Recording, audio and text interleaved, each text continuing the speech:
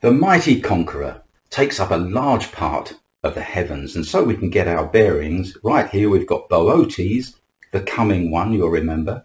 There is Corona, the crown of Messiah, upside down because this figure faces the other way. There you've got serpents licking towards the crown, you'll remember. It's a challenge, Satan challenging the dominion of Jesus Christ.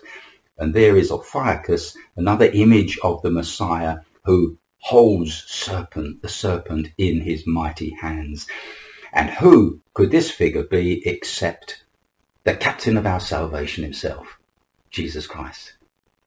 This truth was obscured by the Greeks, who invented a myth about a hero man named Hercules. Now, it's a very large constellation, as I said, and he's bending on one knee with his heel lifted as though it's been wounded. And his left foot is over a constellation which is out of sight down here, but which we'll look at a little bit later on in the videos. Draco, the dragon. His foot is on Draco, the dragon. That's the serpent that was cast down from heaven in Revelation chapter 12, verse 9. Now, in his right hand, up here, he wields a club.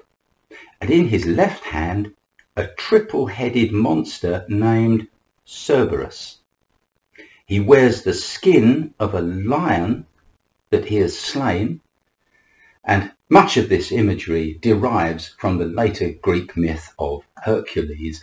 But if we dig just a little deeper into history, we once again uncover the true message, the one that Satan would like us to forget.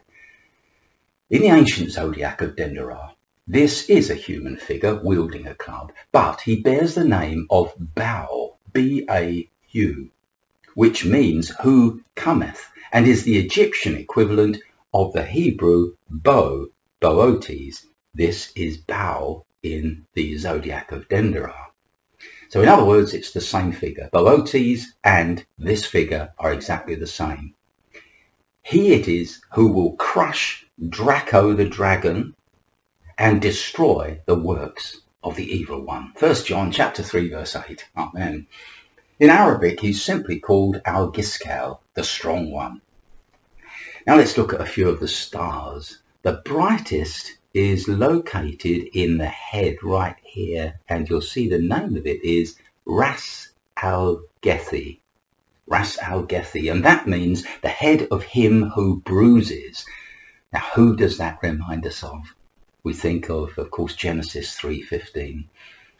The next brightest star is in the right armpit, right here, named Corniferous, and that means the branch kneeling. And you'll recall that the term branch is a very important and common title for the Messiah. You find it in Zechariah 6:12, Isaiah 4:2, and a lot of other places. The star in the right elbow, right here, is Marsic, and that means the wounding. But there's even more, because the star in the upper part of the left arm, right here, that's called Ma'asin, and Ma'asin means the sin offering. Hebrews 10 verses 5 to 10. The star just by the right arm there, which is part of this constellation, is Kayam or Guiyam, and that means punishing, or in Arabic it means treading underfoot. Now the question is, can all these names be coincidences, or are they the surviving remnants of an original grand design? We must all make up our own minds on that fact. Now the fact is that when we look beyond the later myth of the Greek hero named Hercules, we find a figure, the mighty coming one, who will himself be the sin offering, Ma'asin, and will crush underfoot the ancient enemy of mankind, spoken of in Kayam and Marsic. Now the first impression that I had of this kneeling figure is that he's conquering with ease. He almost kneels casually. That is not to diminish the victory of Jesus, of course, but to emphasize his mighty power compared with our enemy. You see, at the deepest level, there really is no contest between the Creator and any of his creation. and Satan is a creature. Regarding the invention of the myth, Aristotle admits that religion and philosophy had been lost, and that much had been, quote, added after the mythical style, unquote. The religion surrounding the invented myths was recognized by Polybius as a, quote, necessary means to political ends, unquote.